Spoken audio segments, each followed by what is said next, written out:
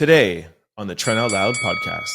Over the weekend, Elon Musk made headlines for selling Twitter to another one of his companies, XAI.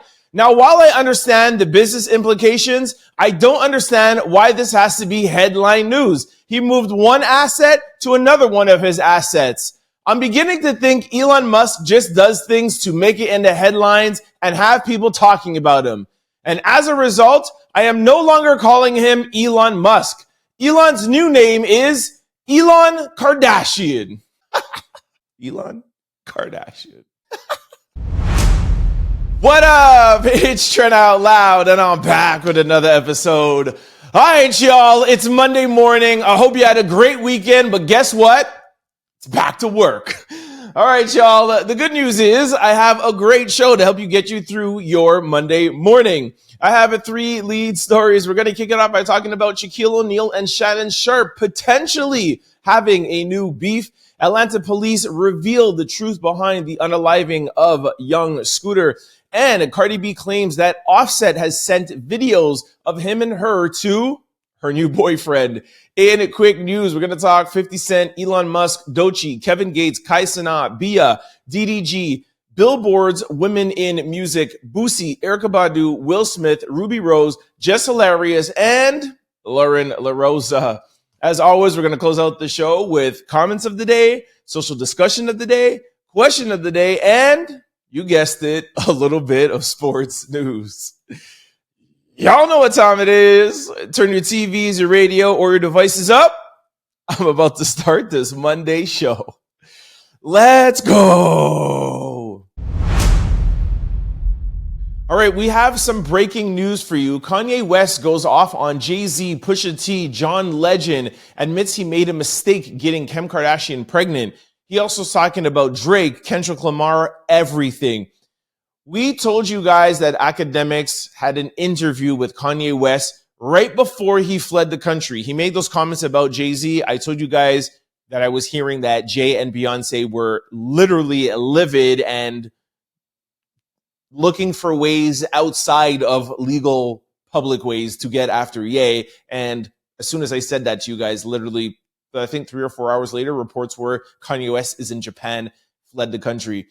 I told you guys last week, academics were supposed to do an interview with Kanye West that day, and academics came out and said, I was supposed to do the interview. He called me and said, sorry, if you want to do the interview, you need to do it with me in Japan because I got to get out of here. People are coming for me. I have to go now. Academics said, yo, I'm already on my way.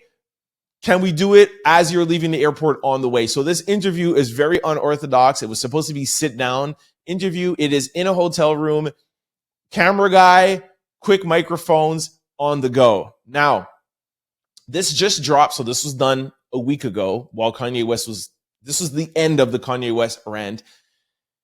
He's doing the interview in something I don't even want to say. So I'll give you guys hints to it. You could see it online if you want to. He's wearing a wardrobe that was popular by a group that had K's in their name, 3 of them. But this one is not white. It's all black. Okay. There's a hoodie and not the type of hoodie that I'm wearing. Okay. So that's what he's doing the interview in.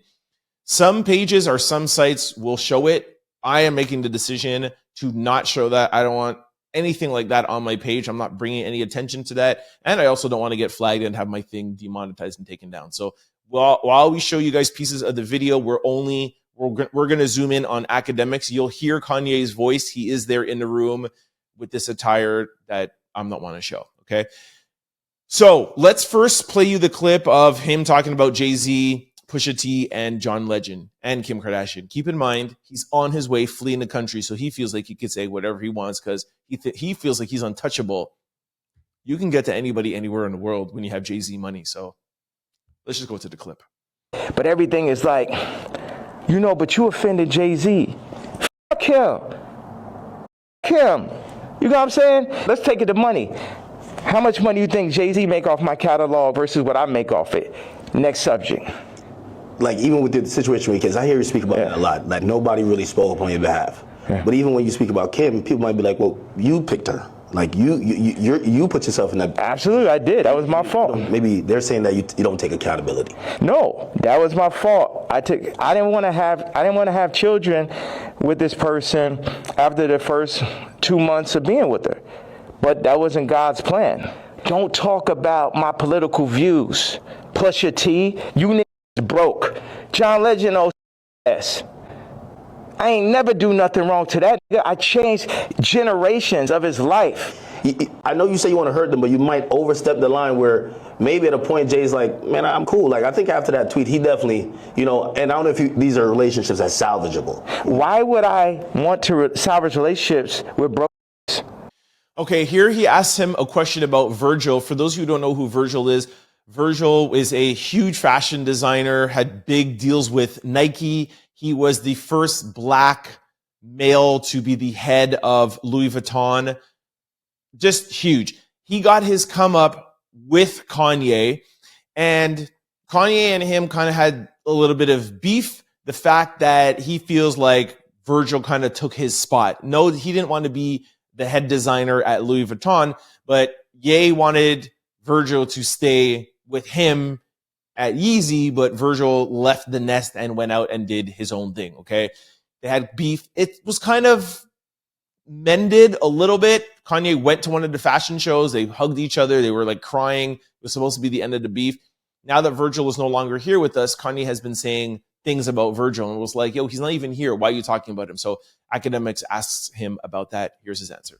Why say Virgil after he passed? I think a lot of people feel like, he's not here to defend himself. And that, I think people are just confused by that. We get the story of how you guys kind of separated and how you feel, but it feels like you still have a little bit of animosity there. I'm evil. All right, here's something I can show you. Academics comes to the door and Kanye West greets him in a Sean John shirt, which is just ridiculous. He knows that the camera is rolling, so he knows what he's doing. He's showing his allegiance to Diddy, but at least he doesn't have that horrible outfit on. So here is him opening the door. Take a look. Yes, sir. How you doing, brother? Good, That's crazy. Okay, I actually had to cut some of that video because he's, jeez, this guy is so annoying. I couldn't show you the t-shirt because he has a pendant on, and the pendant is a horrible pendant, so we couldn't show you that. But just trust me, he had a Sean John shirt on, okay? Next, what are we going to? I think he's going to now talk about Drake. He's saying now here that Drake is 10 million times more relevant than Kendrick. Look, Kanye has alluded to the fact that Drake is amazing. He's a great songwriter, et cetera, et cetera. But the reason why he's throwing Kendrick now in there is because, I've told you a bunch of times, his dream would be for Kendrick to mention him or talk about him. So he's trying everything he can do to antagonize Kendrick so that he can get into a battle with Kendrick, because y'all know that Kanye just wants to get the algorithming and people to talk his name. Kendrick, I can guarantee you, I won't even make a call to ask anybody. I guarantee you, Kendrick Lamar will never say Kanye West's name ever again as long as he lives. Trust me. Anyways, here is Kanye trying to set the trap for Kendrick.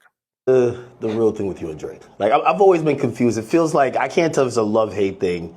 Yeah, it's like family members that you don't f with. Like, I appreciate. One thing is, Drake is a million times better than Kendrick and a million times more important. Okay, next one here, he's talking about Ty Dolla $ign and Jim Jones being broke, and he's a liar, saying that, hey, I took Ty Dolla $ign and I made him super famous, 1,000 times X. Nobody knew his name. That was out of the hood. I put him on an album, and then when I started going off on my rants, he threw me to the wayside. He should have been my friend. Same with Jim Jones. Bro, you do things like that. Who is going to stand beside you? Who cares if you just put somebody on an album? You kidding me or what? Drake and Party Next Door just did an album. If Drake started going off and talking about the things that you were talking about, you think Party Next Door would not denounce him? Give me a break. Anyways, I'm going to just play a quick clip of this because this is just ridiculous, but take a listen. Ty put up the tweet before we landed. He said, I got to say something. I 100x'd, 137x'd his career. And lastly, this is not a clip, but this is a post. I'll put it up right here beside me. And you'll see it's a post from Elliot Wilson, and it's from Ye Fanatics. And there's a new Kanye West song that dropped today. What do you know? You don't say. This was all a publicity stunt? You think? Like, they had this video for a week. He's in Japan. Okay, let's do it here. You drop it at 12 o'clock on a Sunday. I'll put out the song. The algorithm is going to start algorithming. Boom. And like I told you guys, the one thing that I respect is that Kanye West is doing everything independent. He's selling his own clothes, his own shoes, his own music, everything is all him. He's not on DSPs. I don't even know where the song is. I don't want to know. I'm not playing a snippet of it. I don't want to have anything to do with this guy. But I like the independent route. I like all that. I just hate the marketing and the way he's going about doing it. It's horrible. It's horrible. Not all money is good money. So that is it. That's the latest. I'm sure you have seen it. It's all over the internet. Like I said, if you want to see really what he looks like, we'll post it on our IG page on Formerly Out Loud, but I'm not putting this here on YouTube beside me, not doing that stuff. All right. So that is it. Let me know what you guys think of Kanye. And is anybody out there interested in hearing his music? Does anybody care? Like, I understand we're all going to click. We're going to say, hey, what did he say? I'm guilty of it too. I didn't have to put it in the show. Some people drag me like, hey, if you want to ignore him, don't put him in the show. Charlemagne says that all the time too, but then Lauren talks about it because you have to. When something is news, what we do, we're entertainment podcasts. They're on the radio. You have to talk about things that are viral, unfortunately. However, my question is, does this make you guys want to listen to his music? Does it even make you want to go and hear, like, let me just hear what he has to say? Because it doesn't make me want to hear it at all. I saw it on Ellie Wilson's page and I was like, oh, I just kept scrolling. I was like, oh, I knew this was going to happen. I didn't think it was going to be this quick. I was like, well, he's probably going to release something in a couple of days. But now I realized the whole setup of dropping and then dropping, I get it. Kept on scrolling. I didn't even listen to the snippet that he put up, which is the 20-second snippet. We'll put it up on our Instagram page if you want to hear it. Let me know what you guys think about Kanye in the comment section below. Sorry, I just dropped that site on you, and a lot of people say that they can't find it, and I need to spell it out. The new blog page that we're just testing out is Formerly Out Loud, Formally Out Loud. There's no Trent in there. Formerly Out Loud. That is where we're putting the videos that I don't show in full form here or edit or whatever. All of them will go over on our Instagram page, our new blog page that we're testing out, Formerly Out Loud. We're done. Thank you. Our first lead story, I'm laughing at my own personal joke. Exclusive audio. Matt Barnes claims Shaquille O'Neal is offering top dollar for any DL information on Shannon Sharpe. Now, y'all know that DL stands for down low, and that phrase is normally reserved for people who are, you know, on the other side of the track, or maybe like on the same side of the track.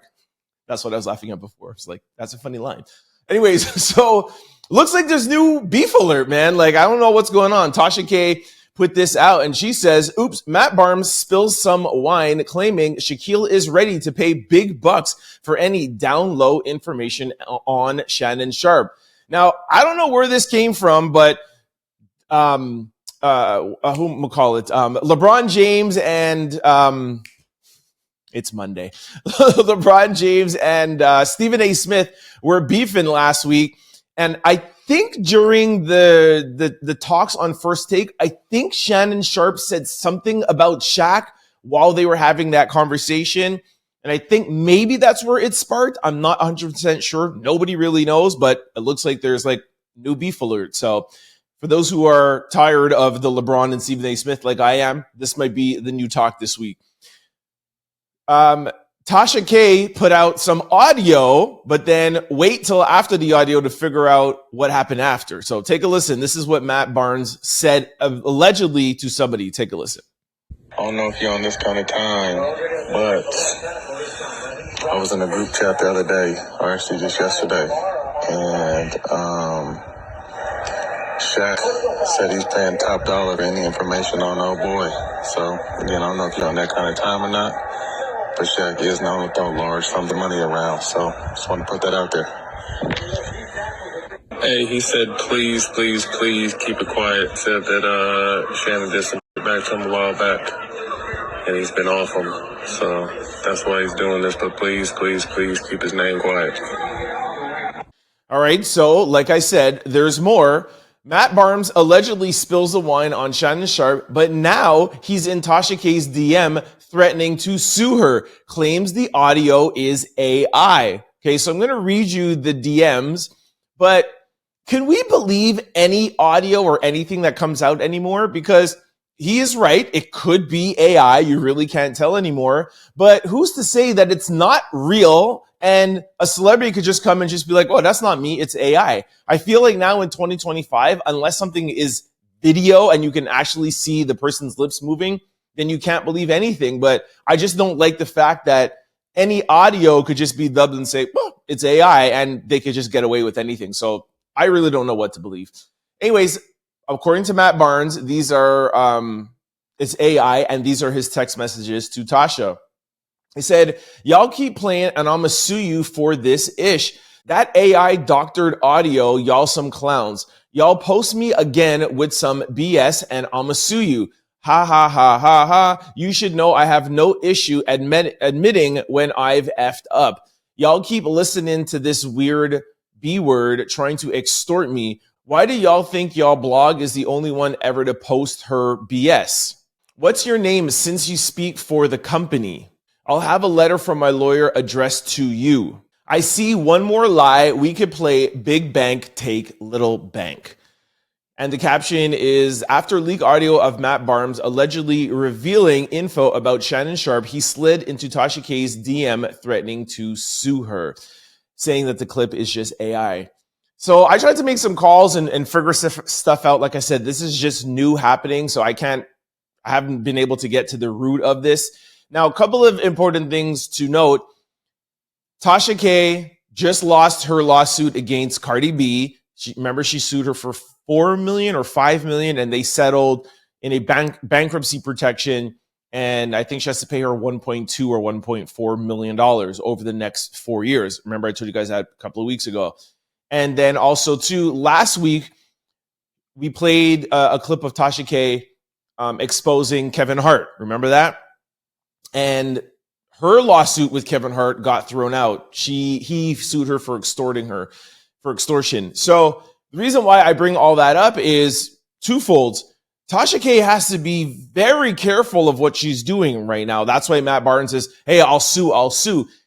I think because of that, I think it's real. The fact that he's like, I'll sue, because he's obviously trying to scare her. But on the flip side of it, Tasha has to be profitable now. She has to make money. She's in bankruptcy protection. She needs to, of all things, to live and pay rent and mortgage and her staff. She owes Cardi B $1.2 million. So she has to get her site and her stuff popping. So she has to do things like this. I am torn. As you guys know, when I'm torn, I bring it to you. Do you believe this? Do you think there's some room between Shaq and Shannon Sharpe? This would be huge. I think it'd be way bigger than even LeBron and Stephen A. Smith. Sorry, Monday. Yeah, so we don't know. And back in it, like 6 or 7 months ago, there was a huge thing going online about Shannon Sharpe being on the DL, and that's why he put out that audio with Michelle. Remember when he was like, oh, I pressed IG live by accident, and he was in the room with Michelle and he got caught doing whatever he was doing. They say that he put that out to make it seem as if he was with another woman. So watch out this week. We'll see what brews. Are we going to find out stuff about Shannon Sharpe? Do we know if he's on the DL or not? What's going on? Woof. Starting off the week with a banger, y'all. Let me know what you think about this in the comment section below. And of course, I'll follow up and I'll let you know what I hear. Our second lead story. Prayer is up. Atlanta police hold news conference following the passing of young Scooter. All right, this happened over the weekend. Sad story, but I just wanted to make sure to put this in here because I feel there's a lot of confusion. You hear somebody being unalived with police, or a young black man being unalived, and you hear police and you automatically think one thing. This is actually completely the opposite. So I'll let you know what happens. And then I also have the press conference for you. So young Scooter passed away of a severe leg wound at his 39th birthday, according to law enforcement. Atlanta police confirmed late Friday that young Scooter was fleeing from police when he severely injured his leg jumping over a fence and later passed away from that injury. The young hip-hop star was pronounced unalive at the trauma center in Atlanta after being transported by emergency medical services from the location on the city's south side, according to Fulton County Medical Examiner's Office. Lieutenant Andrew Smith of the Atlanta Police Department told reporters that the unidentified man, assumed to be Scooter, suffered a severe leg injury while fleeing officers on foot. Smith did not specify the exact nature of the injury, but the formal artery or foramal artery, sorry, I'm not pronouncing that right, is a critical blood vessel that is in the leg. Officers had responded to a disturbance call when two men ran from the back of the house, one believed to be Scooter. He jumped over the fence in the attempt to escape, injuring his leg in the process. No GUNs were fired by the officer, Smith says. Scooter first rose to fame in 2012 when he signed to Future's label, Free Bands. He collaborated with Gucci Mane, etc., etc. Now, like I said, I have the press conference and nothing has leaked out, but I have been hearing that there may be something going on around with this. Now, you're going to hear in the press conference that, or I don't know if we have this part in the press conference, but apparently there was something happening in this apartment and somebody saw two men bringing a female into a house unwillingly, okay?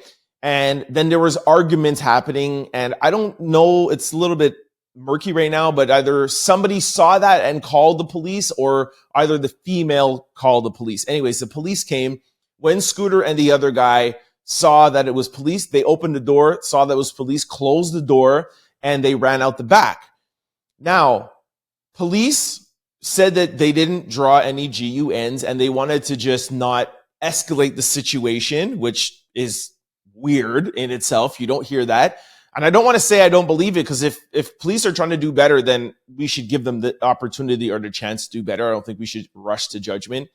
But then they said that they saw the two men running out the back. They gave chase. And then while they were chasing, Scooter jumped over the fence, and that's how he got the leg injury and then later succumbed to those injuries. But I just find it weird. I think maybe, and what I've been hearing is that maybe something happened and they're saying that it was the fence that did that to his leg. Let's just put it that way without saying it. I'm sure you guys could, put two and two together, right? So yes, no GUNs were drawn and nothing was in that area, but maybe something was done in the back and they're like, oh, it was when he was jumping over the fence, and that artery that I cannot formally pronounce it, sorry, but that's how that got ruptured or cut or whatever. And maybe they're just blaming it on the fence.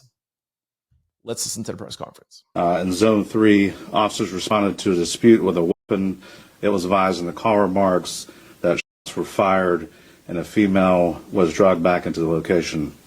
Once officers arrived, they knocked on the door. A male opened the door and immediately shut the door on the officers. The officers then established a perimeter. During the process of establishing the perimeter, two males fled out of the rear of the house. One male returned back into the house. The other male jumped two fences as he was fleeing.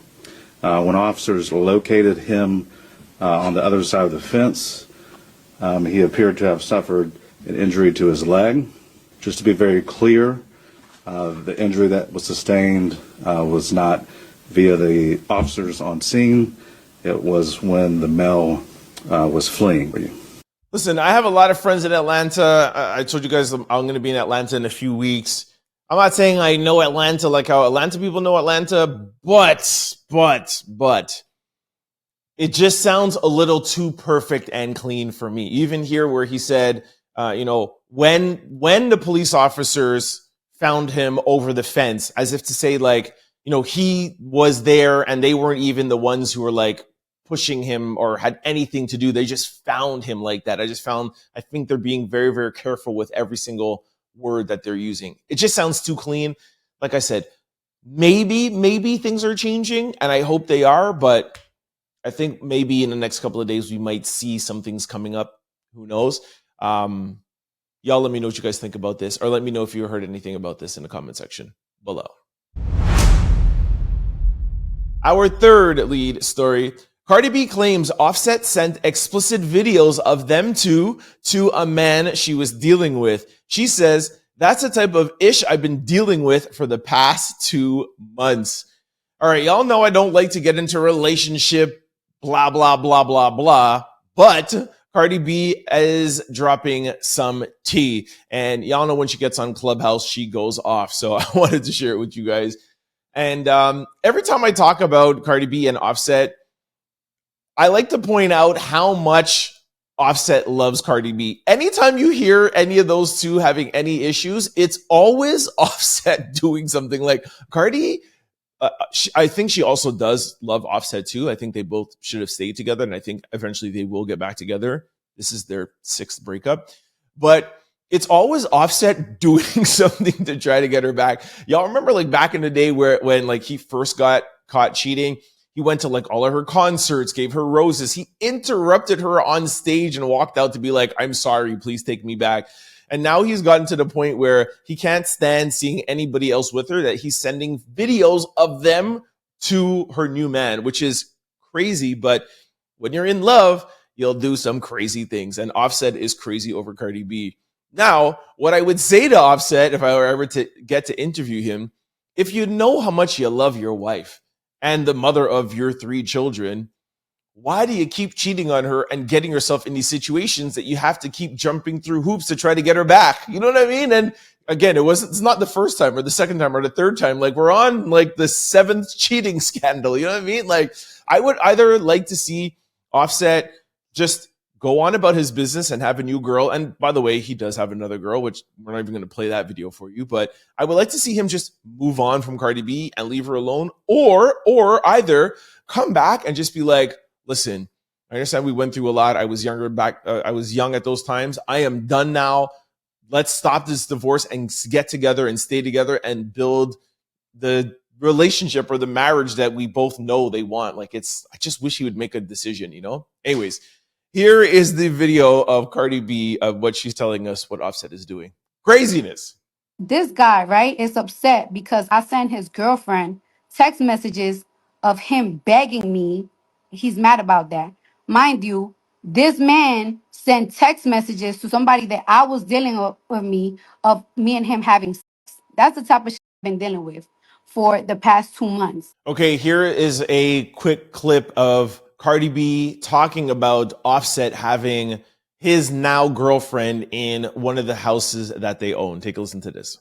I told this girl, like, yo, I better not find out you in my house. This girl gonna tell me why you care that I'm in the house. You haven't been there for 3 years. Girl, how you gonna tell me why I'm mad that you in my house when that's my house that I bought? Are you okay? You see what I'm saying? Like if you have your present girlfriend in one of the houses, and now it sounds bad because most people don't have multiple houses. So it's not like Cardi is saying that, yes, that's my house that I own, but they have like 7 or 8 houses, right? And obviously until the divorce is final, that's still technically Cardi's house. So I don't think there's anything wrong with Offset having his girlfriend there now. If he has a girlfriend and Cardi has her boyfriend, I'm sure she's not going out and renting hotel rooms. Maybe she is, who knows? But my point is that how could you have a girlfriend, have her up in your house, but then you're bothering Cardi with her new boyfriend, who we all know is Stephon Diggs? Like, why are you doing that? If you just move on, just leave her alone, or like I said, you know you don't want this present girlfriend. Get all of that out the way and just come back to Cardi and be like, yo, I'm actually really done. Let's get on with all this stuff. Anyways, one little thing funny that I want to play for you. I'm going to play you the first 5 minutes of this clip. We didn't take out the swear words, the site did or whatever. Listen to how many beeps there are just in the first 10 seconds. You can't even understand anything that she's saying because there's so much beeps. It's hilarious. Take a listen. I really want to tell you about this.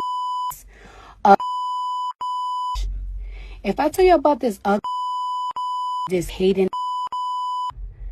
I really want to tell you so much about this hating.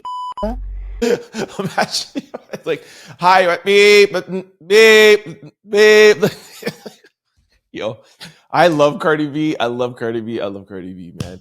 If you guys remember, Cardi B has only released one album in her entire life. Yeah, she has loads of singles, but she is the only female hip hop artist that is still this popular, this trending, while only having one album. And I think it was like, what, 7 or 8 years ago, I read somewhere. Yes, she's apparently releasing her sophomore album this year, which I don't believe is going to come out because she's been saying for 2 years that she's going to release her album. She's so nervous. She's like, she doesn't think she could follow up the critical acclaim and the success of the first one. So she's nervous for the second one. But at some point, just don't do it. My point to all this is that because Cardi B is such a character, herself keeps herself relevant, and she already has enough money. You know what I mean? Like, she doesn't even have to drop. She is just amazing. Love Cardi B, love the drama, love her personality. It's crazy. Anyways, let me know what you guys think of Cardi and Offset in the comment section below. Our fourth lead story. Trump says there are methods for him to serve a third term despite constitutional limits. We talked about this. We have said before the election, if Trump gets in, he ain't never getting out. I'm sure Linda is happy. Listen to this. President Donald Trump did not dismiss the idea of seeking a third term in the White House, despite the 22nd Amendment to the Constitution prohibiting it. In an exclusive interview with NBC News, he hinted that there were ways to pursue this, adding that he was not joking. A lot of people want me to do what Trump said during the phone call with NBC News, but I mean, I basically tell them that we have a long way to go. You know, it's very early in my administration. When asked if he wanted another term, Trump said, "I like working," emphasizing that it was far too early to seriously consider the idea. Asked if he has been presented with plans on a potential third term, Trump stated, there are methods you could do it. In response to the question about the possible scenario in which Vice President J.D. Vance might run for president, then pass the role to Trump, the president acknowledged that's one method, but there are other ways too. When pressed to elaborate on other methods, Trump simply said no. Damn. The only American president elected to more than 2 terms was Franklin Delano Roosevelt, who passed away partway through his fourth. Traditionally, presidents serve only 2 terms, following George Washington's example until FDR's presidency. This prompted the Constitution to be amended, making it a rule. All right, y'all. This just came out. We snuck this in here, but what do you guys think about it? A lot of people warned. I think it was Kamala Harris that first alluded to the fact. I don't know if it was Kamala. Somebody said it. It really didn't pick up too big because people are like, "Oh, you guys are just saying that." Republicans were like, "No, that's never going to happen." What do you think? Do you think Trump? Couple of questions. A, do you think Trump wants to do it? Because he didn't answer that question. He just said, "Oh, maybe it's too early." Do you think he does? Do you think he can pull it off? Because he just told you 3 ways. I knew about the J.D. Vance way. I'm just handing it over. I knew about that. Vance will run as president. Trump will run as vice president, and then he can hand it off to him. What are the 2 other ways? I don't know, and he doesn't want to tell us. That's what's this most scariest thing to me. The most scariest is the 2 other ways that he's not even telling us. Because suppose it has something to do without even voting. Suppose like we don't have any control over it. Like that would be cray-cray. And what was the other question? Do you want to see it? Especially to the Trump supporters. Would you want to see Donald Trump, if he's doing a good job in your book, would you want to see him in power for the next 10 or 15 years? I don't know if I should ask a question to Democrats, because I'm sure Democrats are not happy with Trump in there. So of course you're not going to want him. So a lot of this last question really goes to the Trump supporters. Would you want to see Trump stay in office forever? And you know what? And Democrats, I do have a question for Democrats. Democrats, if there was a president that you liked, for example, a Barack Obama or whatever president, if Kamala Harris, if you voted for her, if she was in, would you like to see Kamala Harris or Obama or whatever, Bill Clinton, would you like to see a Democratic president go more than 4 years more than 8 years, serve a third term? Something to think about. In Canada, you can go for longer than 8 years. You could keep getting voted in. Of course, it still goes to a vote, but I'm sure in other places it's like that too. Let me know what you guys think. A lot of questions to be answers. Let me know what you think in the comment section below. All right, this brings us to quick news. Ring my Monday bell. Our first quick story. How much celebrities charge for a single post on Instagram? Okay, I just wanted to bring this out because we're all on social media all day, every day, and we just don't even realize the things that we're consuming. And I wanted to put this out here to show you guys how much we are being sold without realizing we're being sold. When you see these celebrities posting things, people are paying them more times than not to post things. Yes, when they're posting their own selfie or when they're posting, let's say, their house or their kids or whatever, or Christmas, yes, that's them.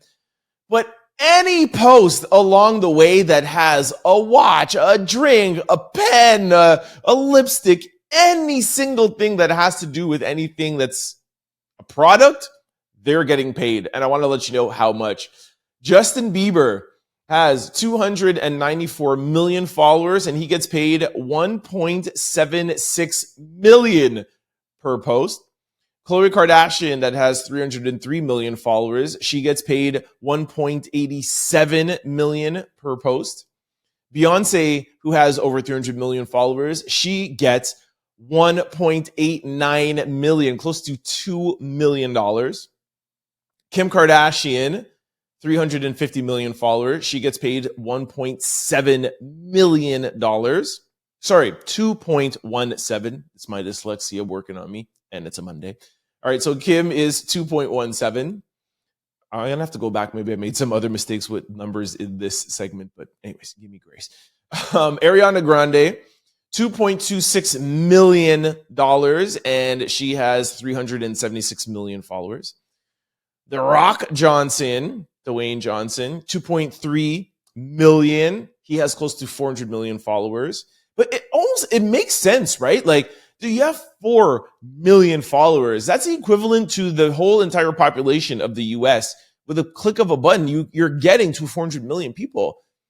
The Super Bowl is watched by 130 million. If you have 400 million people, yeah, you got to pay me for my post, man. Kylie Jenner, she has 420 million followers. She gets paid 2.3 mil. Selena Gomez, she gets paid 2.5 mil. She has over 420 million followers. Lionel Messi, 2.56 million. He has close to 500 million followers. This is crazy. Cristiano Ronaldo, he is the biggest with 3.23 million per post, and he has over 600 million followers. Yeah, man. Ronaldo. You would think, you probably assume that Kim makes the most, right? But it's not just clout, it's the followers, man. He has almost close to double of Kim Kardashian. Craziness. Yeah, double. Anyways, well, next time you're on Instagram, next time you're on social media, you see a product, just know that they are getting paid millions of dollars to post it. Remember, I think it was last week when I was showing you Aston Hall, that influencer, his morning routine and that Saratoga water. Trust me. If that one post, he wasn't paid by Saratoga water, trust me, he's getting paid now millions of dollars. Let me know what you all think about this in the comment section below. Our second quick story. 50 Cent secures a 30-year lease agreement in Shreveport, Louisiana for his G-Unit Studio Films and Television Company. Here is a picture of 50 Cent with the council. And 50 Cent was present on Tuesday at Shreveport City Council meeting for the council that gave him the green light to lease the stage works. So this is ongoing. 50 Cent has been talking about this for months and months and months. 50 Cent, I think, is celebrating this a little bit more because remember last week, I played you guys a clip of Rick Ross making fun of 50 when they had their little beef, saying, yo, 50, what happened to your studio? What happened to your renderings? 50, where happened to your renderings? And 50 Cent was quiet. I thought it's a little bit weird that 50 Cent ain't saying anything. This is why he wasn't saying anything, because he knew that this was coming up. So 50 Cent does have his lease done. Now, does he have the money? Does he have the finances? Does he have the investment? Who knows? But at least he has this part done. 50's been trying to do this for the past 2 or 3 years. Think about it as like a kind of mini or a more scaled down version of Tyler Perry Studios in Atlanta. That's what 50 Cent is trying to do. And if you think they're both very similar, they both make kind of like a fast production, movies and TV series.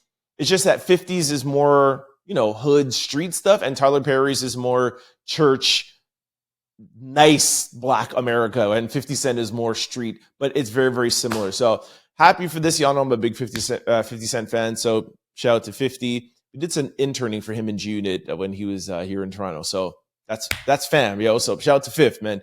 Holla at me if you need something, Trent Out Loud, Trent Out Loud show on the studio, on the lot. We could holla at me, Fifth. Our third quick story. Elon Musk sells X to his own XAI company for $33 billion. Okay, this picture is hilarious to me. It says, congratulations to Elon Musk on his XAI acquisition of X. For those of you who are not seeing this, it's Elon Musk in the middle and awarding the two other Elon Musks shaking each other's hand. It's like that Spider-Man meme. Hilarious. Elon Musk has sold social media site X to his own XAI artificial company for $33 billion, all stock deal, the billionaire announced on Friday. Both companies are privately held, which means they are not required to disclose their finances publicly. Musk said in a post on X that the move will unlock immense potential for blending XAI's advanced AI capability and experience with X's massive reach. He said the deal valued XAI at $80 billion and X at $33 billion. So this is a good move. I think it is smart. I think it's something that we all saw coming because everything is moving to AI. I just don't think this needed to be a big, elaborate announcement of like what's going on. Like, hey, I'm moving one asset to another asset. It's all privately held. I don't know what has been going on with Elon Musk in the past 6 months. I feel like he wants to be the next like Kim Kardashian, or he literally just wants to be on the blogs and be talked about. He's already the richest man in the world. And years ago, you wouldn't see this kind of level of the richest man trying to be like famous. But you even see what's the owner of Meta. I don't know what's wrong with my names today. Come on, Zuckerberg. Even Zuckerberg, like his hairstyle has changed. He's dressing a little bit more fashion forward. He has his little chain out. What's Amazon? What's Amazon's? Bezos. Him and his girlfriend are going out. Like, I feel like these billionaires, it's not enough having a successful company. Like, they're like, I need to be talked about. I think Trump ushered in that, like, he's the president that he's like, everybody wants to talk about all the time. And I feel like these other guys feel like they need to have press and they need to look cool and be in the cool crowd. What happened to the back in the day, like Apple, Steve Jobs? Steve Jobs was just Steve Jobbing. You know what I mean? Like, you didn't have to be all like in the cool crew. It's 2025, man. Everybody wants to be a content creator, Our fourth quick story. Doechi said, one thing about me is I'm gonna pass wind. I'm gassy and I'm not holding it. Okay. Y'all know I'm a big Doechi fan. And I was like, yo, why is Doechi trending? And this is what she was going trending. This is what she was trending for. Now, why she feels like she needed to tell us this, I don't know. But Doechi, stick to the music, stick to the great things that you're doing. We don't need this, Doechi. Take a listen. One thing about me, I'm a grown woman. I've gone through a lot in this country. I am a human. I'm not a machine. I'm gassy, and it is what it is. What the about it? I'm not holding it. I'm not holding it. I'm not holding it. Out of the kindness of my heart, I'm going to let you know what's coming before it comes. Move accordingly. What? It smells bad. That's what. And you saying, out of the kindness of my heart, I'm going to let you know it's coming so that you can act accordingly.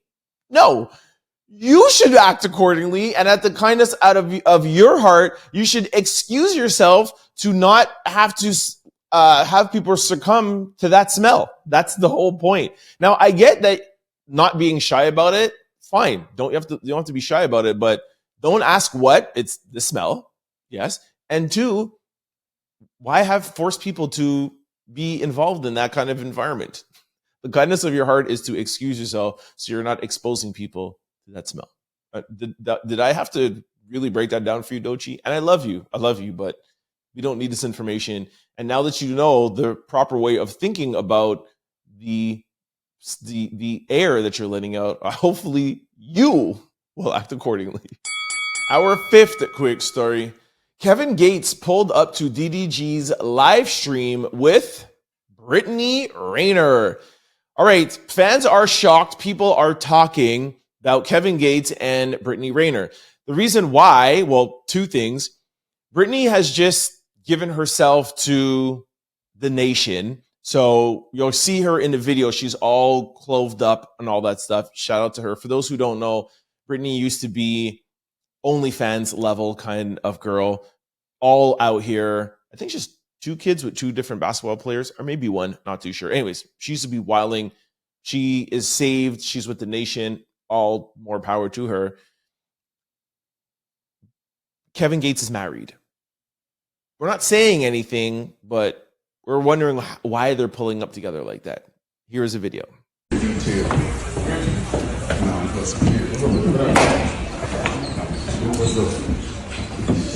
Now, Kevin Gates has been very open doing his neo lifestyle. Now we're not calling it polyamorous lifestyle anymore. We're calling it the neo lifestyle. It was who knows what's developing in this. I like Kevin Gates. I think he's a cool dude. He has been known to have an open relationship with his wife. From what I know, it's open like when they're together. I don't know if he has other girlfriends. I don't know what's going on, but it seems like 2025 is the open relationship year. Who knows? I'm more surprised about Brittany because she has come out once or twice saying that she's turned a new lease on her life and she's doing this and she's, changing, whatever, blah, blah. And to just see her like pull up with Kevin like that, we shall see. And normally when something like this happens and if there's nothing going on, the person will come and clarify like, hey, Kevin and I are just friends or doing whatever. Or, hey, I was just invited by DDG. But the fact that they're not saying anything is what's making people think there's something more to it. So we shall see. Not really a big deal, but people are making a big deal of it. So, I had to share it with y'all. Our sixth quick story. Cenat reveals that he purchased a house for his friends. He tweeted out and said, bought a house for my friends. God is good. All right, the number 1 streamer on the planet, Cenat, is giving back to his homies.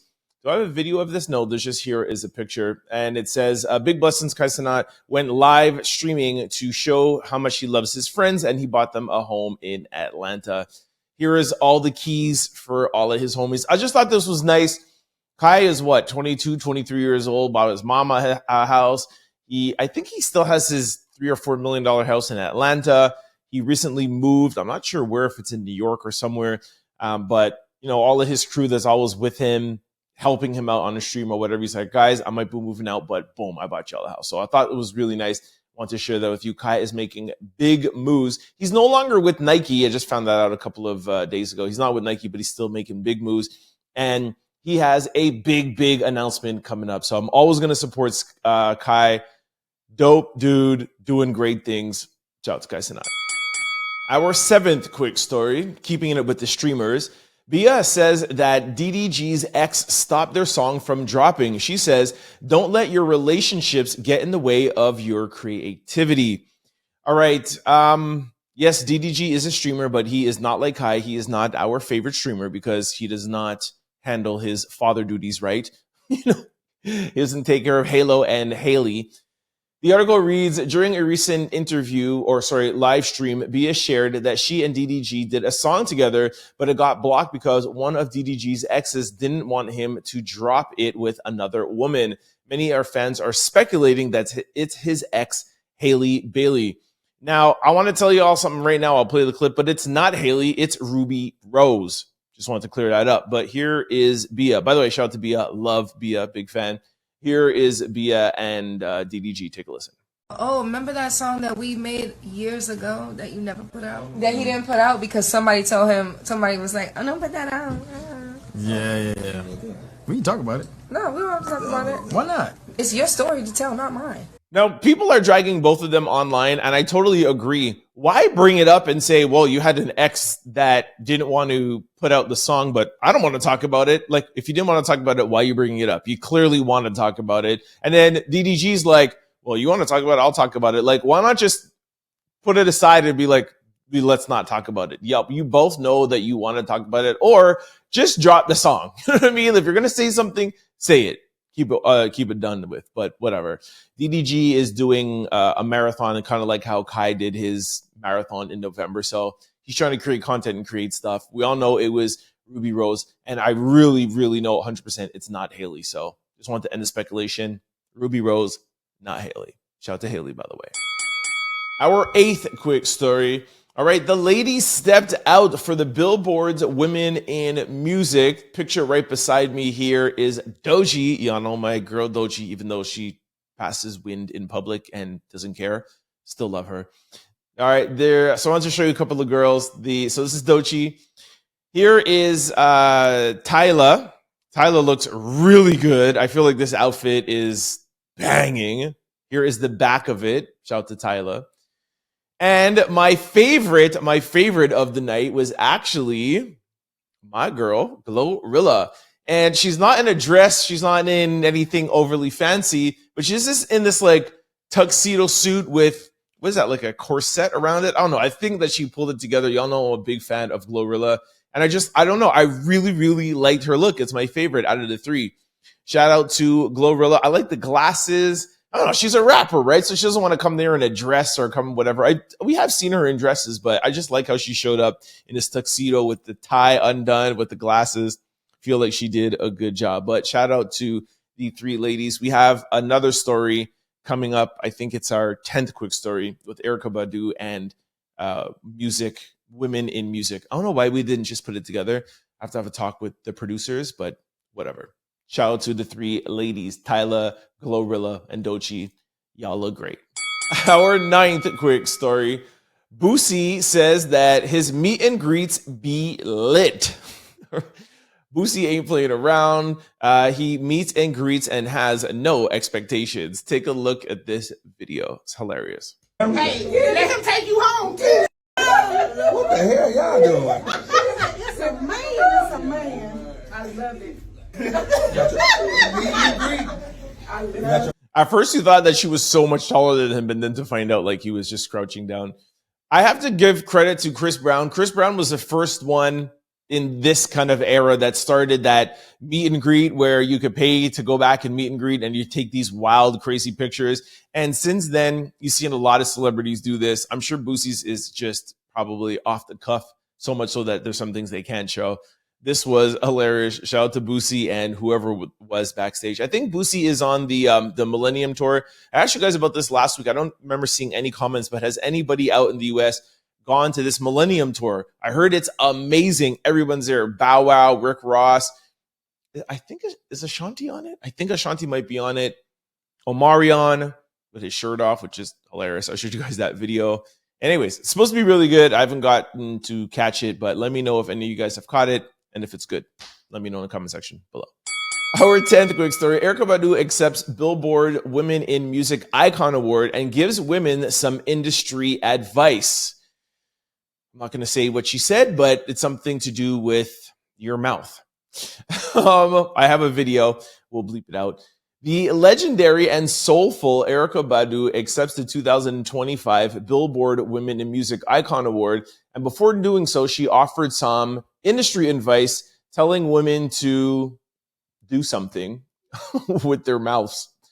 On Saturday, March 29th, the 2025 Billboard Women in Music event took place in Los Angeles. The event was hosted by Lauren Cox, celebrating the influence and contribution of women across the music industry. This year's honorees included Erykah Badu for the Icon Award, Doechi Woman of the Year Award, Glorilla Powerhouse Award, Tyla Impact Award, and Money Long for Rising Star Award. Tina Knowles, sorry, I thought it was over. And Tina Knowles for Mother of the Year Award. And Megan for Hitmaker and more. Okay, geez, I read that horribly. As for performances, Honorees Erykah Badu, Money Long, Tyla, and more all took place and hit the stage, in addition to offering some inspiring acceptance speeches. And speaking of speeches, Summer Walker presented Erykah Badu with her Icon Award.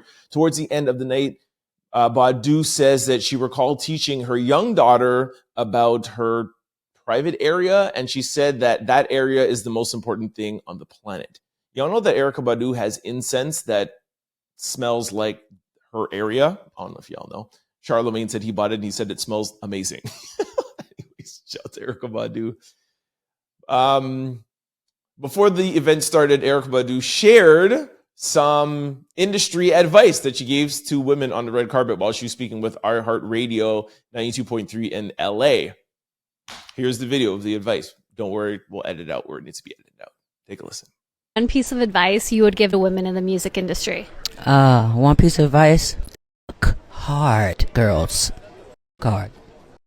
Anybody else but Erykah Badu, that would literally be like instant backlash. But what are you gonna tell Miss Badu?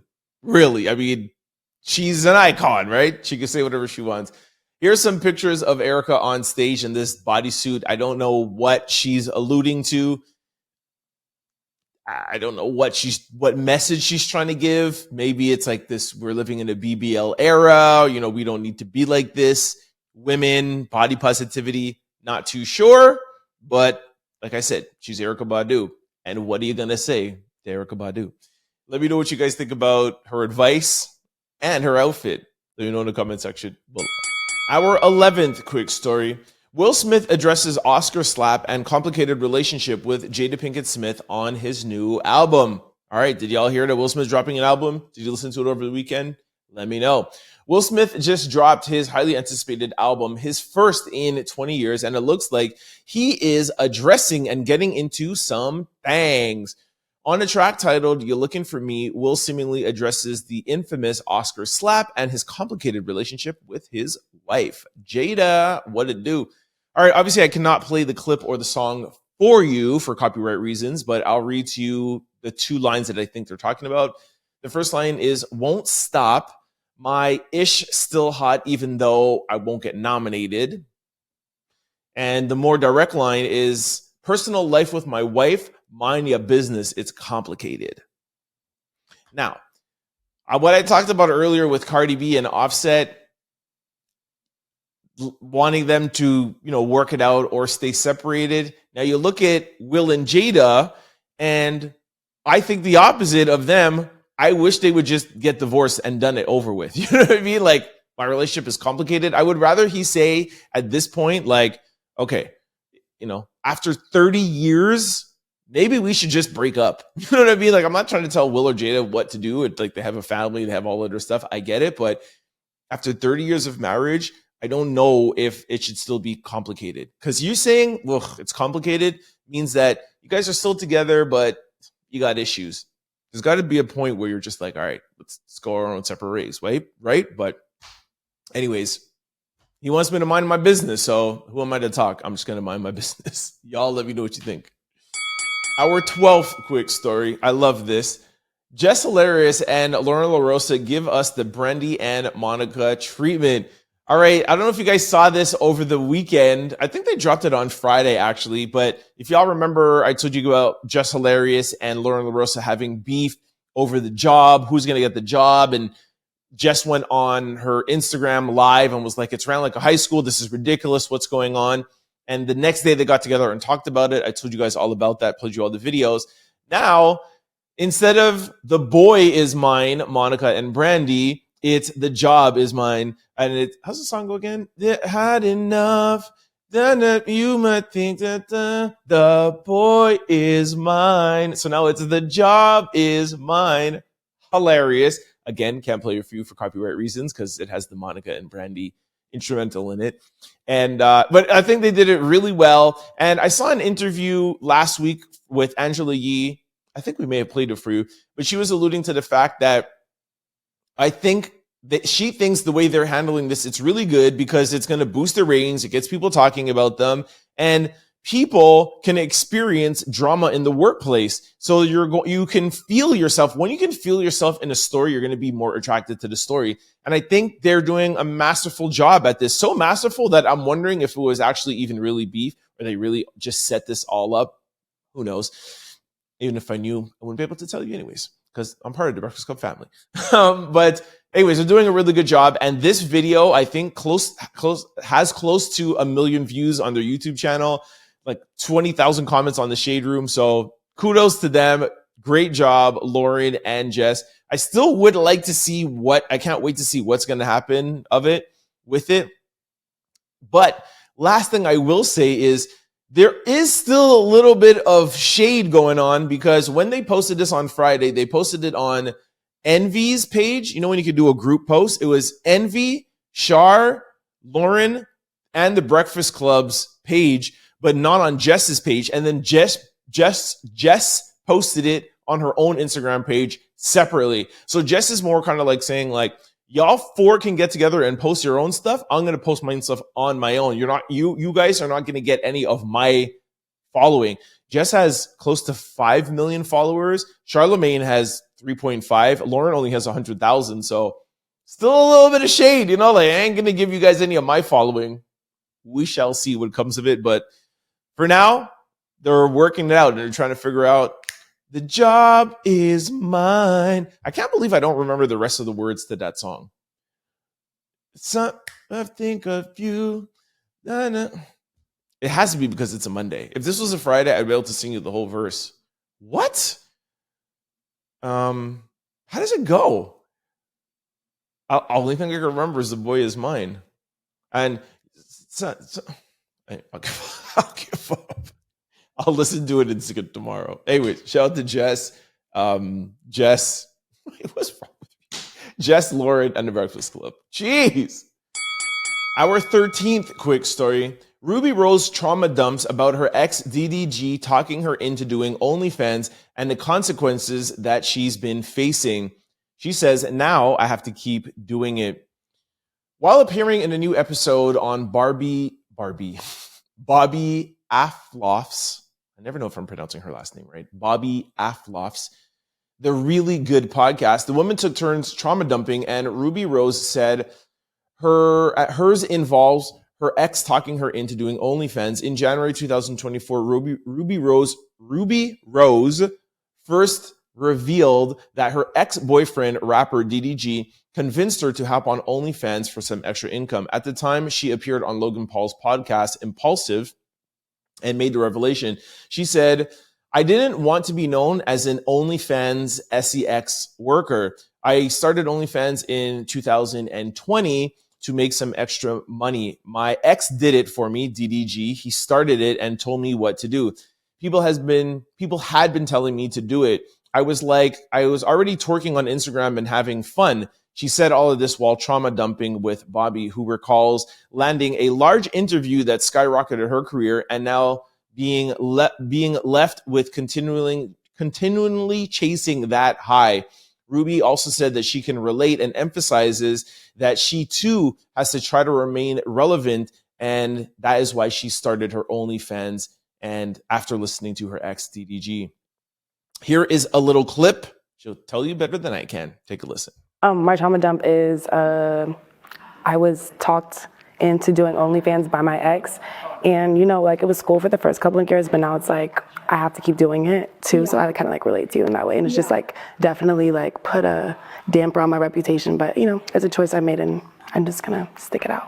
All right, so let's dissect this a little. I mean, this could actually even be in social discussion of the day. But so twofolds. Bobby first broke on the scene with her interview with Drake. She was doing little things before, and then she had her big interview with Drake. And part of her trauma dump is, trying to keep up to those heights. It's very hard when you go viral. And for one interview, Shannon Sharpe has alluded to it, where he had 100 million views on Cat Williams, and now he's out here doing interviews. They're still relevant, yes, but they have 1 million views. Him and Jess Hilarious just did 1 million views. Who's Amber Rose was the week before, 1.5 million. It's very hard as a content creator to keep up this viral moment. You feel like you have to chase it. So that's one thing. I could totally understand where she's coming from. And now when you talk about Rubi Rose, Some people are saying, well, if you don't like it, if you didn't want to be known for that, why'd you start it? And you can understand, we're a content creator, female, saying, hey, I'm doing these things on Instagram. I could just do this on OnlyFans, get paid way more money. And okay, now you have your money. Why keep up? Well, why keep up? Once you start making money, you start developing a lifestyle. You buy cars, you buy a house, you maybe, take care of your family, you do whatever. And then it comes a point where you don't want to be known for that. You don't want to continue that, but you still have bills to pay. You still have a staff that you have to pay. You still have things that you want to do. So she might not want to do it, but be trying to create something else to supplement that income, and then maybe leave it one day when she finds something that could at least supplement or match that income. You cannot leave and change something once you have responsibilities just for the sake of leaving it. So I can understand where she's coming from. And I think it's probably even harder for her, the fact that it wasn't her idea to start it and that it was DDG's idea. So I think that's probably the two things that are weighing on her. But I completely understand her, and I don't feel like we should put pressure or ostracize her for that.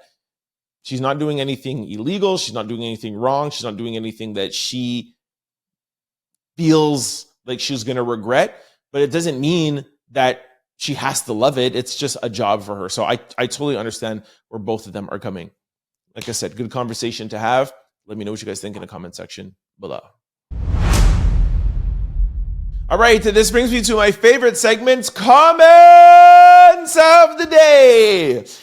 All right, the first one is, S. Reavers 1000 says, I know this is out of nowhere, but would you ever do a dating show? You seem like a perfect catch, and I'm sure many women would sign up. You also seem like you would give your lady the world. You could call the show Trent Will Treat Her Right.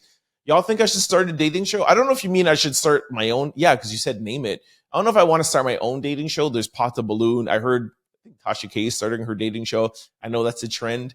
But we have been talking about me doing stuff other than my daily podcast. Yes, I've been breaking out and doing little stories during the day or on the weekends, but who knows, man? Maybe a little dating show? Who would sign up? Let me know. Thank you for your comment. Try to let me know where you're from next time.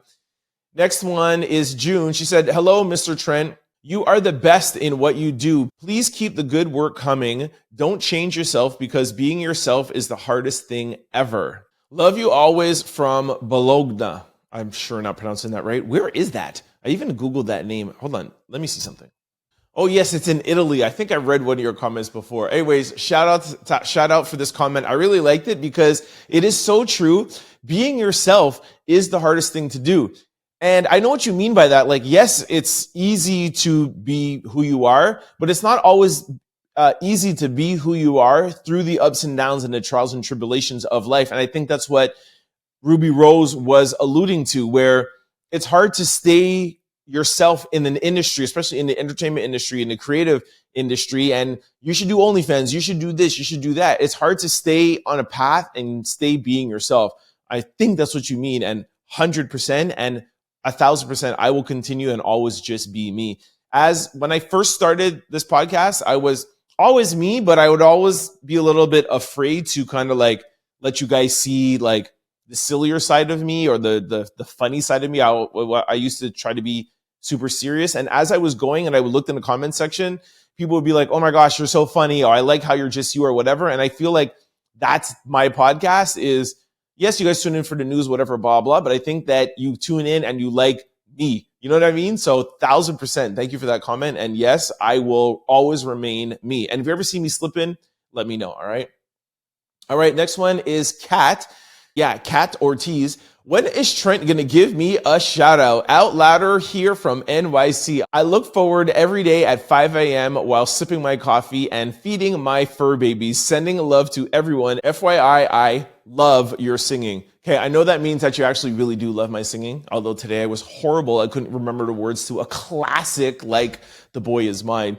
But when are you getting your shout out? You get your shout out today. Kat Ortiz 83. Happy Monday while you're sipping on your coffee and feeding your fur babies. And also, thanks for letting me know where you're from. Shout out to NYC. You know, I used to live there. That's home. Shout out to NYC. Queens, what up?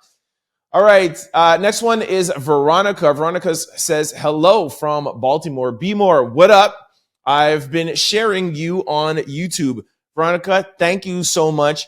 And I wanted to highlight this because at the end of every show, I always tell you guys how to keep up with the show. And then I tell everybody, if you're not on YouTube, go to YouTube, subscribe, like, comment, and share.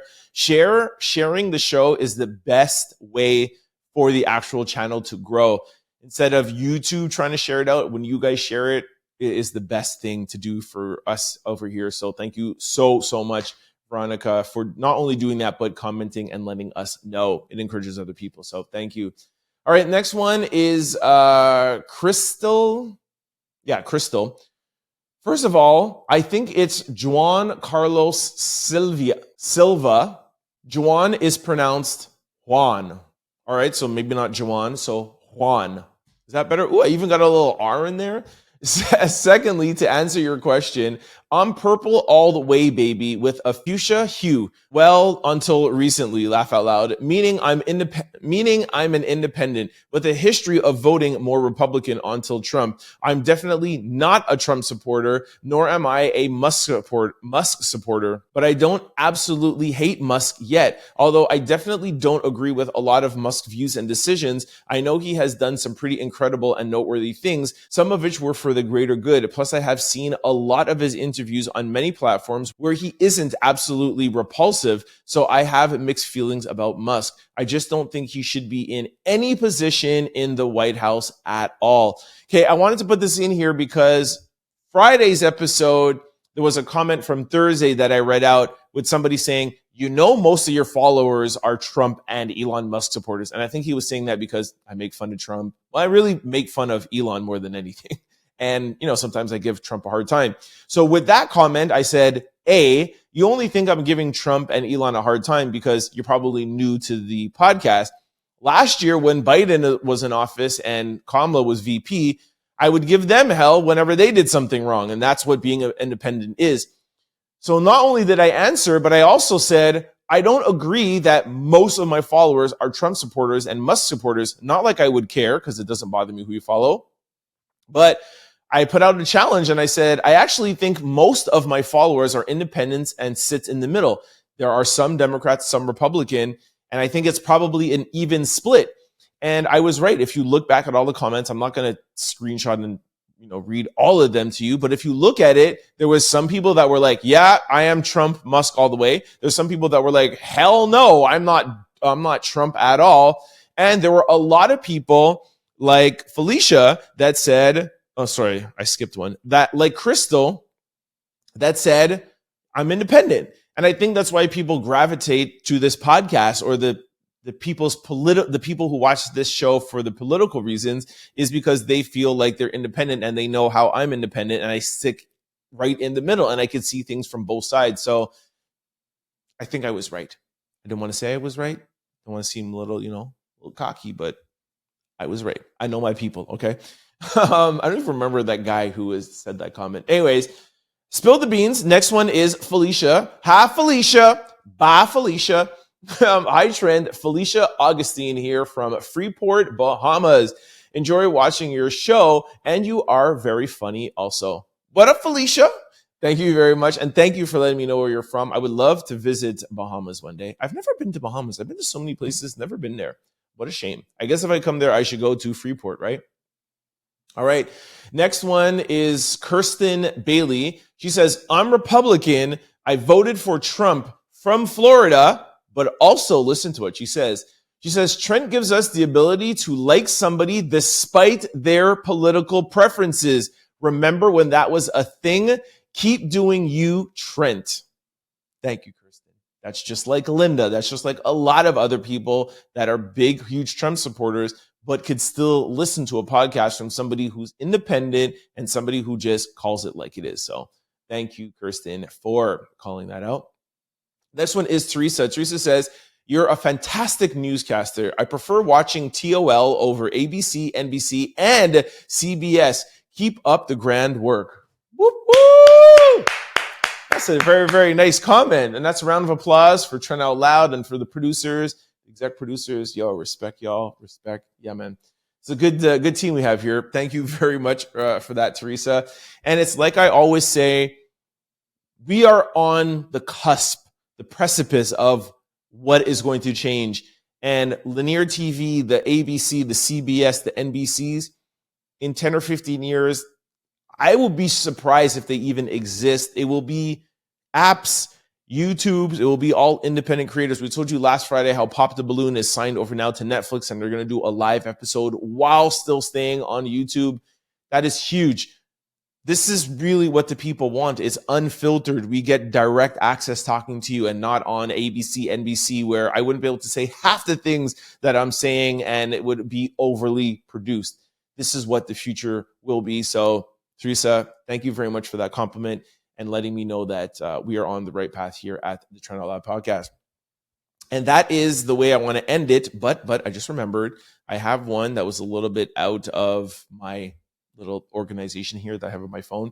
The last one is actually Lola. I found this just before I started recording. She goes, I'm new to the channel.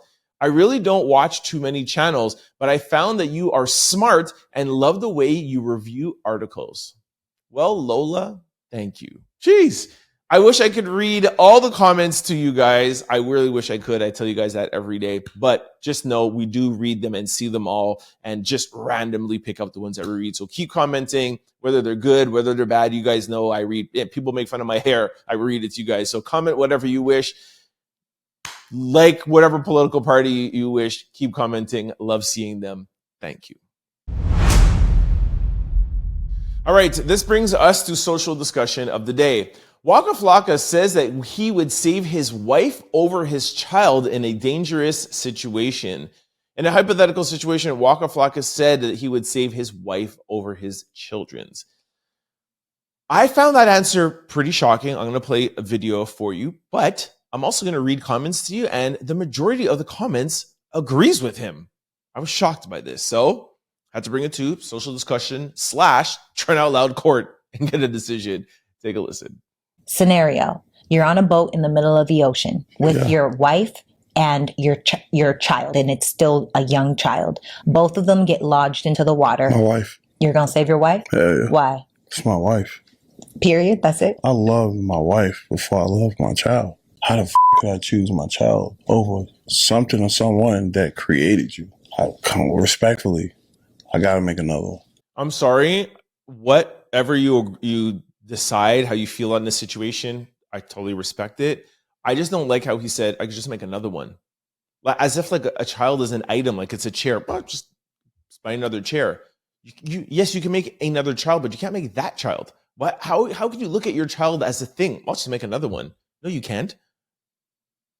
That person can never be replicated. That bothered me. Anyways, like I said, I'll read a few comments. Somebody said, your wife is giving birth and complications happen. The doctor says they can either save your wife or the baby. Who are you saving?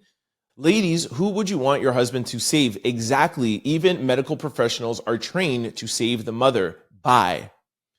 Another person said, I would be so upset if my man saved me over our children. Another person said, nah, I can get a new husband. My kids will always come first. Does he actually have any kids? Another person said, he said the right answer. They can always have more kids. I agree. Sorry. If my husband saved me over my child, I would never forgive him. He better save our children. Another person said, when you are married, your spouse comes before everything. I'd rather go through a little trauma with my husband and we both help each other through it than deal with that trauma with a kid. A kid cannot help you heal from losing your spouse. Let me just read one sentence from that again. I'd rather go through a little trauma with my husband? What? What? How could you losing your child be a little trauma? Yo, some of you people out here, I don't think before you answer. The last one, oh no, there's two more I have. He's right. Wife and husband come first.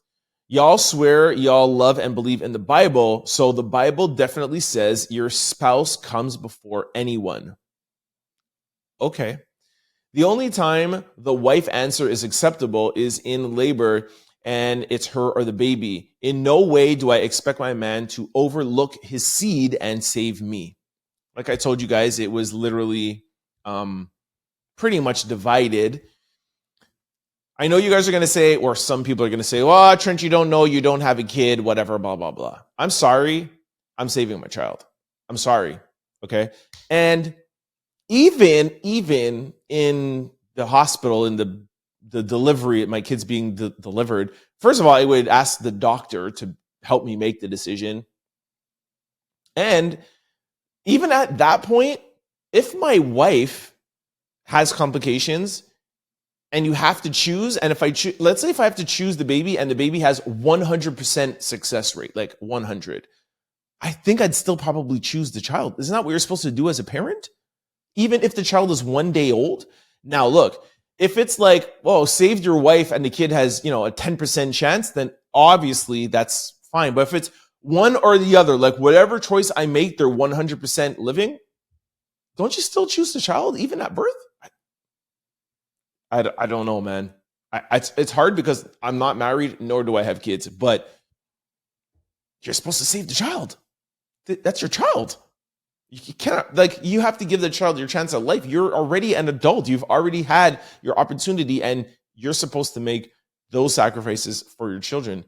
That's one of the reasons why I don't have kids now. Yes, I've maybe, took a little too much time, but I always wanted to make sure that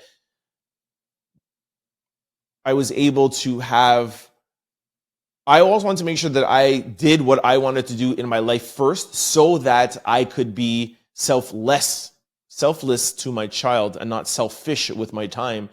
And now if I had a kid, I would be able to be totally selfless because I've lived my life. I've done everything that I want. I have my house. I have my cars that I want.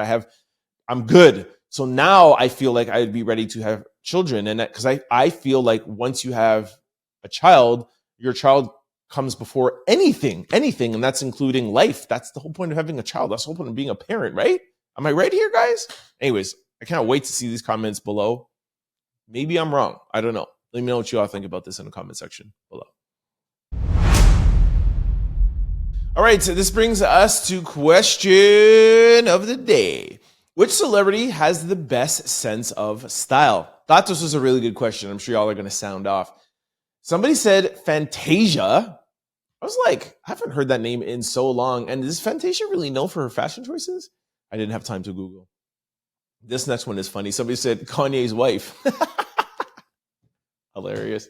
I mean, hey, some people do feel she's fashionable with pretty much nothing on to be fashionable with, but hey. Somebody said Adam Sandler easily. Hilarious. He's always dressing very comfortable. Tiana Taylor. Okay. That's my pretend girlfriend when she breaks up with Aaron Pierre. That's Mufasa. I give them a year. It's over. Next person said Kendrick Lamar. They put the Super Bowl picture with him in those bell bottoms. Now look, we're not going to get into a Kendrick Lamar Drake thing or even a Kendrick Lamar thing. Just because Kendrick had a good year, let's not put him in the style fashion choice. Like, he's not known to be a stylish guy. You know what I mean? Like, he wore the bell bottoms on Super Bowl. I get it. People I think it was like Celine jeans or something, and they sold out. I get it. But let's not put him in the fashion icon section, please. Next person said Tiana, which we already said, yes. Rihanna. There's Fantasia again. I need to Google this.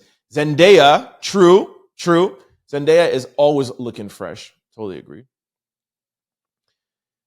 Tracy Ellis Ross. Yeah. Rihanna. I don't know this next person. Fabulous. Fab? Really? Kelly Rowland, yes. Cardi B and Fantasia. This is the third person that said Fantasia. Cardi B. No, Cardi B does throw it down, but I feel like Cardi B's outfits are just more like, kind of more like stunning and not necessarily like fashion. I feel like, let me check the question again. Yeah. Which celebrity has the best sense of style? Like predicting who's like fashion forward. Like, I feel like Cardi, no shade. Like, I love all Cardi's outfits, but I feel like her outfits are more like video-esque. I don't know if I'm really explaining it, but I feel like they're more rapper, video. I don't know if I'm explaining myself. Again, Tracy. Beyonce. Again, I don't see Beyonce really as sense of fashion. She's fashionable, but I feel like she dresses more for the stage. You know what I mean? You don't really see Beyonce out in the street. That's how I would really judge, like fashion sense. Maybe I'm reading too much into this. Megan Good. That's a good one. Megan Good. Kevin Hart. I'd go shopping in Kevin Hart's closet. I think somebody's trolling. Again, Tracy Ellis Ross. Yep. Who else here now? Rihanna. Because like A$AP Rocky, he has an excellent sense of fashion. You know what I mean? Like he could smell a trend before it becomes a trend. So could Rihanna. I think that's probably what they probably found common ground on. Zendaya, yep. Somebody said, you mean who has the best stylist? 1,000%. But your stylist still can't just put you in whatever. Like you have to fit it, you know? Like, to be honest with you, not just because I'm hating on Drake right now, but I don't feel like Drake has a good fashion sense. I feel like he has stylists that tell him and show him things and he puts it on, but it doesn't fit him. Like you want to know who has great fashion sense? Offset. Offset's fashion sense is incredible. Like he is super dope. Wale, like they're not, you could tell that they could dress without a stylist. That is having good fashion sense. Anita, I remind you, I was in the fashion industry for 15 years, so I might know a little bit what I'm talking about. Tyler, the Creator, great fashion sense. That's just not a stylist. Does he have a stylist sourcing stuff? For sure, but he leads his stylist down a path and they go and find stuff, right? It's just like my house. I had an interior designer for my house. People come be like, oh, your house is beautiful, it's nice or whatever. But I told my interior designer what I wanted. I had the vision. I just didn't have the time to go out and source stuff. So she would come and bring back 3 or 4 things that I told her that I would want to see. And then I would pick like, yes, put that with this. Paint the walls here, put wallpaper here, on a rug like this. I was the one who set out the sense of it from my sense of style. Then she went out and got it. Had nothing to do with her. If she had to design a house, it wouldn't be designed like this at all. And that's what I mean. You could have a stylist, an interior decorator, or whatever. Some interior decorators have clients that don't know what they want and they just say, do anything. But when you have good fashion sense, you tell them what to go out and source for you. And sometimes, like me, I'm like, nope. Like she hated me, but then loved me. And she said it was her best house she's ever done and put it like all over like on magazines and her website and stuff because I pushed her to those limits to make her go out and get things. So, you know, I'm just good at what I do. Anyways, I don't know how I turned this into something about me. Somebody said it's between Nelly or Mary J. Blige. Nelly? Are you kidding me? Okay, seriously. I feel y'all are trolling. That can't be. Mary J. Blige, Rihanna. What? Coleman Domingo. See, that's somebody who has fashion sense.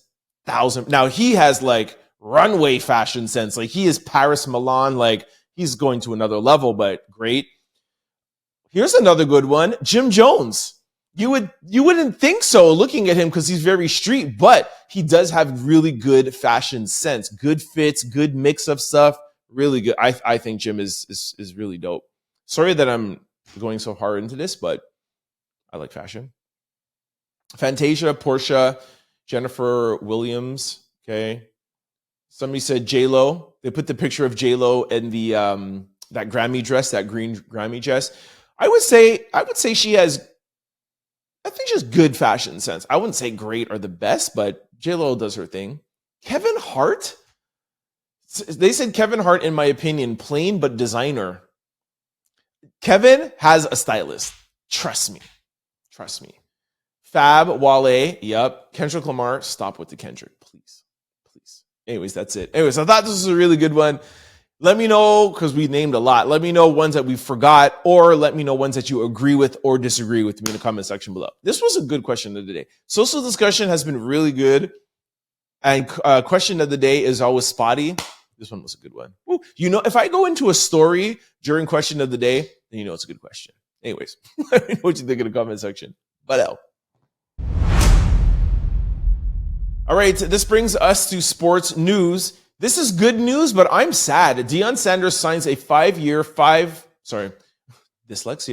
I was about to say 504. $54 million contract extension with the University of Colorado. Okay, I'm not even going to read this whole thing. Like, I'm happy for him, but show me the money. Colorado Buffalo football coach Deion Sanders has signed a 5-year deal. The contract runs through 2029. Deion's base salary will increase from $10 million to 11, 12, blah, blah, blah. All right, I said I wasn't going to read it and go to reading it. Okay, the thing that I'm upset about is I really wanted an NFL team to draft his son and draft him. I want to see them together still. Yo, I'm sad about this, man. I don't want to see Colorado without Shador in there. Oh, I am so mad. I really, really thought Dallas was going to pick Shador and take Deion as the head coach. And they're saying now that New York just signed, what's his name? Jeez, Mia names are already hard, but on a Monday, you could forget it. Who did he just sign? The short guy, which two guys on Friday, man. Sierra's husband. I won't forget women's names very often. Oh my gosh. Anyway, y'all know who I'm talking about that just got signed. Anyways, where is Shador going to go? And why didn't you bring Deion Sanders to the NFL? That would have been amazing. Deion coaching Shador. Anyways, looks like he's there 5 years. I hope he has a way out. In some contracts, you can, like, there's like a back door where you can get out, and maybe some NFL team, maybe they don't know where Shador is going. So he's like, hey, my contract is up. Let me sign this. But maybe in a year or 2 years, when Shador is somewhere, they could take Deion. Oh, I'm very sad by this. Anyways, let me know what you guys think in the comment section below. And yes, I'm still trying to think. Let me give 2 more seconds to see if it can come to me. Oh my gosh, it's right there. Hold on. I know you guys are rooting for me. He just played for Pittsburgh. He just signed. He was to Giants. Russell Wilson. Hey, Russell Wilson. Your boy. Did you guys think I wasn't going to get it? Did you believe in me? I really would like to know who of you out there didn't think I was going to get it. Woo! All right, let's close out the show. All right, you guys, that is it for my Monday show. Thank you so much for sticking around and dealing with me not remembering anyone's names today. Well, any male celebrity names today. Before I let you guys go, just want to remind you of all the ways to keep up with the Trent Out Loud podcast. For those of you who are used to watching us on YouTube and you're going on a flight or you're going somewhere where you cannot access the YouTube app, you don't have internet, have no fear. We're available on all podcast platforms, and you could just download us and take us with you and never miss an episode. Just go to any podcast platform, type in Trent Out Loud, the show will pop up. Don't forget to hit the follow or subscribe button so that you can be notified every time we upload a new show. And we upload daily just like on YouTube because we're working hard for y'all. Now, vice versa, for those of you who are used to listening to us on podcast platforms, thank you so much for your downloads and your support. However, myself and the Out Louders, we would love for you to come over to YouTube. Why? Because we are just lit over here, and the comment section is literally lit. Is literally lit a word? It's lit. Come over to YouTube. I'll tell you a little bit of housekeeping rules. Go over to YouTube, type in Trent Out Loud, the show will pop up. You got to hit the subscribe button. That brings you into the family. That's your membership card. At parties, you got to show your membership card at the door. Got to hit that like button. You got to help us get the algorithming. Then you got to comment. We love to know where you're from. This is a global community. I know because I can see the analytics in the back, but people commenting can't. So put a comment. Like I said earlier, whether it's a bad comment, good, you don't like the show, you didn't like the show, what we could do better, it doesn't matter. Make fun of the hoodie I'm wearing. We don't care. We just want to hear your opinion. It's good feedback. Let us know where you're from while you're doing it. Or you could even just say, yo, what up, Trent? Peace. Okay. Lastly, I said this earlier, but I'll remind you guys again, please try to share the show if you like it. That's not mandatory. However, it is a bonus and it definitely helps in growing the channel. So we thank you for that. Lastly, for those of you who want to follow me on social media, I'm available on all social platforms. And it's always the same handle. I was about to say type in. We're available on all social platforms. It's always the same handle, Trent Out Loud. We just started a blog page, which we're kind of testing. Nothing too serious right now. We're just testing it out. The new blog page is Formally Out Loud. No, not the Trent. A couple of people said they can't find it. It's Formally Out Loud. And any videos that we play during the show that we have to clip up, or if there's swearing or whatever, we'll put the uncensored full version on Instagram for you to see it. So if anything you want to see, you don't have to go search it. It will be there on Formally Out Loud. All right, guys, that is it. I'm going back to bed. Hopefully I'll remember more people's names tomorrow for Tuesday show. I'll see y'all tomorrow. Have a great day. Peace. Don't forget to like, comment, and subscribe. It's your boy, Trent Out Loud. Peace.